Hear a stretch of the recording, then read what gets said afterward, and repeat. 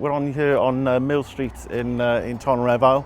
We are all ultimately coming together to give the high street of Tonyrefail a bit of a lick of paint, and yeah, this is the first of many projects to come, fingers crossed. I think with projects like this, to bring people together, I think what's important to say is that we've actually got everybody around the table talking and able to come and get outcomes that's going to suit everybody's needs as well. I think with regards to the housing associations and their partners with the community benefits, being able to put things back into the community and the community being able to receive them is a massive part, so it goes to show that they can work together. I think it's just really important to give back to the people of Tonyrefail. I think people think that we do just build houses, but obviously we do a lot more than that. I think it's nice to do stuff like this in the heart of the community, where the residents can come out and be proud of their village.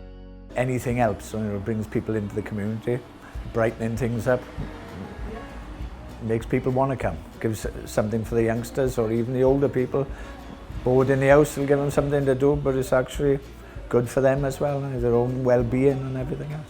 I think for a long time housing associations have competed with each other, and actually we're all in the same place doing the same thing. And I think we're beginning to realise that actually when we pool stuff we can do more.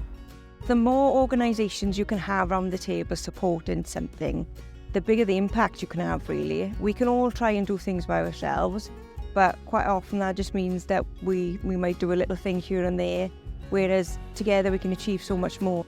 It's actually been very nice up here today. Like I say, the weather's been excellent. We have had a couple of locals come up as well, just saying it has made a big difference to Tonyrefail already. So yeah, like I say, this is just one project out of many that they hopefully look forward to seeing in the next few months.